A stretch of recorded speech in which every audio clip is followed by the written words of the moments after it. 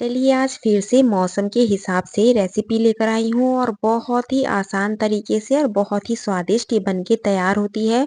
तो यहाँ कुछ हरी मिर्चें ली हैं और 2 प्याज इन्हें छील के मैंने अच्छे से साफ पानी से धो लिया है और इन प्याज को रफली काट लेते हैं। और प्याज को काटने के बाद यहाँ 1 मिर्च के 5 से 6 पीस कर लेते हैं। क्योंकि बड़े साइज़ की है तो मैं इस हिसाब से काट रही हूँ। आप देख सकते हैं बहुत ज़्यादा ना तो बारीक करनी है और ना ही बहुत ज़्यादा बड़े पीस करने हैं। तो यहाँ लेना है थोड़ा-सा दही। दही आपका खट्टा हो, ताज़ा हो, जैसा भी हो, दोनों तरीके से ये बन जाती है। तो यहाँ फ़िलहाल मैंने पहले पुराना दही यूज़ किया है और उसके बाद यहाँ जो ताज़ा दही था उसे मैंने इसी में मिला लिया है। 1 चम्मच लिया है गेहूँ का आटा और 3 से 4 चम्मच यानी कि आधा कप यहाँ आप बेसन लीजिएगा और यहाँ 700 ग्राम के करीब पूरा दही होगा। तो इन सभी को अच्छे से मथ लेते हैं।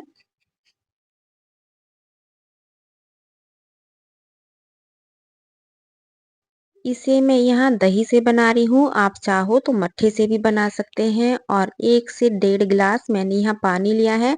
यदि आप मट्ठे से बनाएँ तो उसमें पानी डालने की आपको ज़रूरत नहीं पड़ेगी, क्योंकि दही जितना गाढ़ा है उतना हमें पानी का यूज़ करना पड़ेगा। तो यहाँ रख लेते हैं कढ़ाई, कढ़ाई में सरसों का तेल, जब तेल अच्छे से गर्म हो जाए तो इसमें मेथी दाना, काली सरसों, थोड़ा-सा जीरा, हींग और कड़ी पत्ता डाल लेते हैं। जब ये अच्छे से चटक जाए तो यहाँ प्याज और हरी मिर्चों को थोड़ा-सा भून लेते हैं।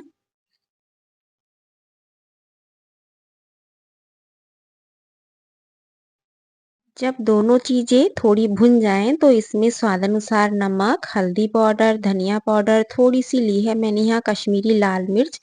तीखी वाली मिर्चें यहाँ यूज़ नहीं करनी है, क्योंकि हरी मिर्चें थोड़ी तो तीखी होती ही हैं। मैंने यहाँ मोटी वाली मिर्चें ली हैं। आप यदि बहुत बारीक मिर्चें तीखी वाली लेंगे तो उससे इतनी बढ़िया से नहीं बन पाएगा, इसलिए थोड़ी जो मोटी वाली मिर्चें होती हैं वही वाली मिर्चें आप यूज़ कीजिएगा। जब ये सारा अच्छे से मिक्स हो जाए तो गैस को ऑफ कर देते हैं और इसमें से सारी प्याज निकाल लेते हैं। थोड़ी-सी प्याज और थोड़ी-सी मिर्चें कढ़ाई में ही रहने देते हैं। तो इस तरीके से इसको पहले अलग रख लेते हैं। इसमें अभी हमें नींबू वगैरह डालना है तो बिल्कुल लास्ट में बताऊँगी ये किस तरीके से सर्व की जाती है। तो फ़िलहाल यहाँ अपना दही का जो हमने घोल तैयार किया था वो यहाँ डाल लेते हैं और इसे पकने के लिए छोड़ देते हैं। तो इसमें एक्स्ट्रा में हमें क्या लेना है, हल्दी पाउडर और तीखी वाली लाल मिर्चें। तीखी वाली लाल मिर्चें केवल हम इस कढ़ी में डालेंगे, क्योंकि मिर्चें तो पहले से ही बहुत तीखी हैं हरी वाली, इसलिए उसमें मैंने लाल मिर्चों का यूज़ नहीं किया था। तो इसे पकने के लिए छोड़ देते हैं जब तक कि इसमें अच्छे से उबाल ना आ जाए, अच्छा-सा कलर ना आ जाए।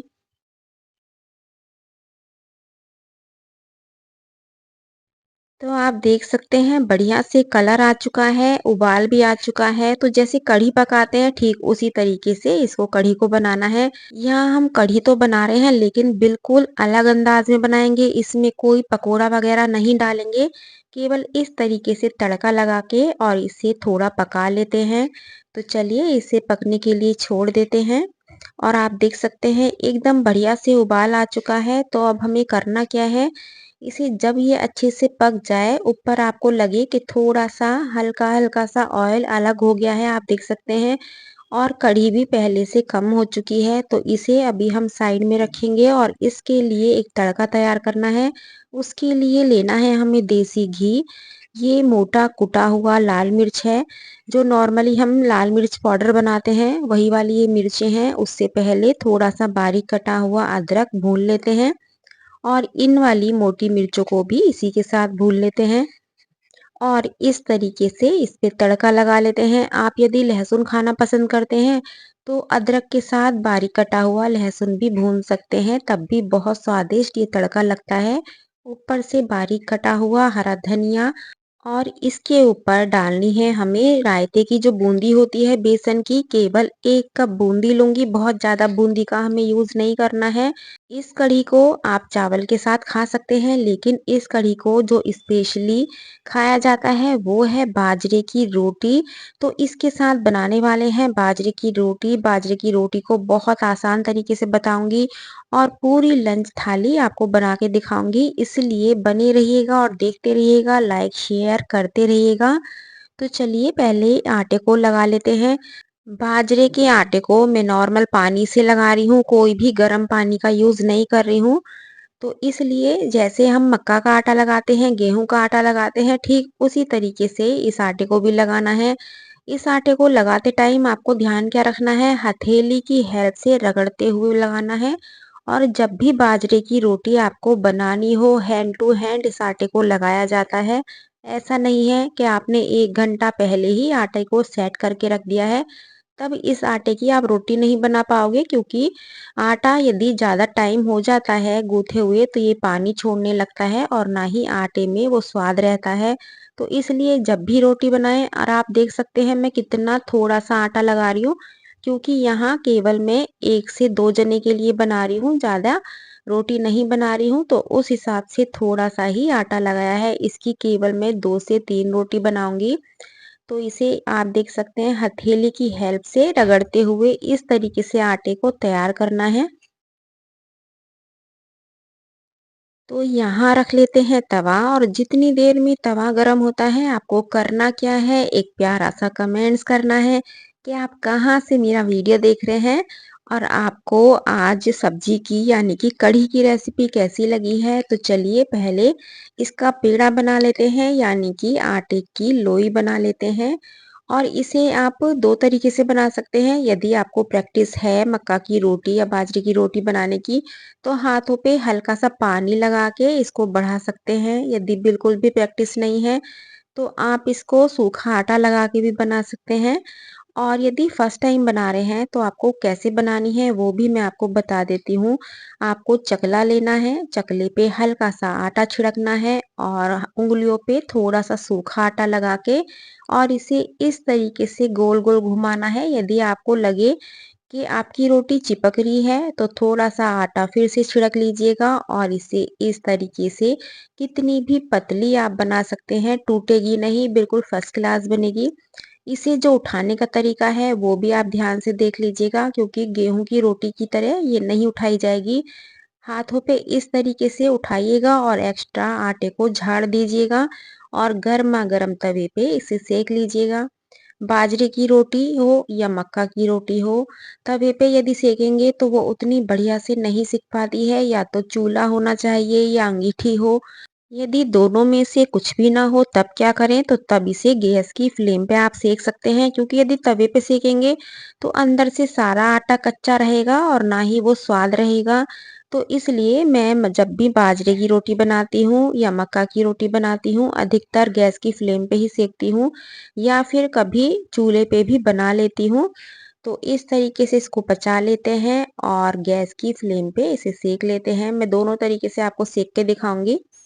तो यहाँ हमारी बढ़िया से रोटी बनने वाली है और फिर करेंगे प्लेटिंग। तो जल्दी जल्दी से लाइक शेयर कर दीजिएगा। और आप आगे कौन सी वीडियो देखना चाहते हैं, किस रेसिपी की वीडियो शेयर करूं, तो कमेंट्स बॉक्स में ज़रूर बताया कीजिए। बाजरे की रोटी को थोड़ा सा मोटा बनाया जाता है, एकदम गेहूं की रोटी की तरह पतला नहीं बनाया जाता है। बहुत ज़्यादा पतली रोटी बनाओगे स्वाद ही नहीं आएगा।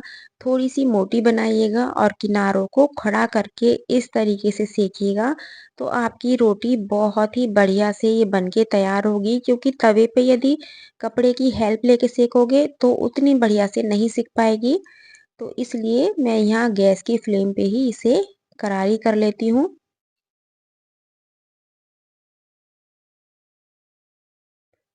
तो यहाँ बढ़िया से रोटी बन चुकी है, दूसरी रोटी को भी तवे पे डाल लेते हैं। आपने देखा कितने बढ़िया तरीके से बन रही है। इस आटे को बहुत ज़्यादा पतला नहीं लगाना है, पतला लगाओगे तो नहीं बना पाओगे, थोड़ा-सा टाइट लगाइएगा। और ज़्यादा टाइट लगाओगे तो किनारे फट जाएँगे। तो इस चीज़ का आप ध्यान रखिएगा, यदि आपकी रोटी के किनारे फटे तो आप समझ जाइएगा कि आटा थोड़ा टाइट है।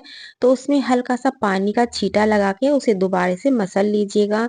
तो तवे की रोटी मैं आपको दिखा रही हूँ, ये देखिएगा उतनी बढ़िया से नहीं सिक पाएगी जितना कि सीखनी चाहिए, क्योंकि गेहूं की रोटी के अकॉर्डिंग मक्का की रोटी और बाजरे की रोटी थोड़ी हैवी होती है, मोटी होती है। तो इसे गैस की फ्लेम पे सेकना बहुत ज़रूरी होता है, या फिर चूल्हा हो या अंगीठी हो।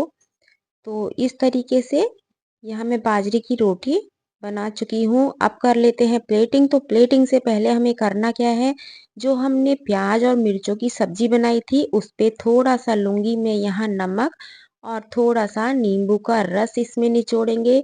इसे स्टार्टिंग में क्यों नहीं डालेंगे, यदि स्टार्टिंग में आप नींबू और आप नमक डालते तो प्याज का जो कुरकुरापन है वो आपका सारा ख़त्म हो जाता, उतनी बढ़िया से ये सब्जी नहीं लगती। यहाँ मैंने इसे कढ़ी के साथ बनाया है, इसे आप दाल के साथ भी बना सकते हैं, एक्स्ट्रा में और कोई भी सब्जी है उसके साथ साइड में बना सकते हैं। बहुत ही स्वादिष्ट लगती है और ज़रूरी नहीं है, इसे 2 दिन के लिए बना के नहीं रखा जा सकता। जैसे करेला है, आँवला है, इस तरह से हम बनाते हैं, ठीक उस तरीके से 2 दिन का भी बना के रख सकते हैं। तो चलिए प्लेटिंग कर लेते हैं। तो यहाँ गरमा-गरम चावल, क्योंकि कढ़ी बनी है, बच्चों को तो चावल ही पसंद है, इसलिए मैंने बाजरे की रोटी भी केवल 2 ही बनाई हैं। और यहाँ आ चुकी है कढ़ी, जो कि बहुत स्वादिष्ट लगती है। कभी रायते की बूंदी की कढ़ी बनाइएगा और स्पेशली बाजरे की रोटी के साथ बनाइएगा, तो आपको वही गाँव वाला देसी खाने की फ़ील होगी और बहुत ही खाने में मज़ा आएगा। तो आप देख सकते हैं एकदम फर्स्ट क्लास बनी हुई है और साथ में हो मक्खन, तो फिर क्या कहना है। तो रेसिपी पसंद आई है तो लाइक शेयर करना बिल्कुल मत भूलिएगा। कल फिर मिलती हूँ एक नई रेसिपी के साथ। Thank you.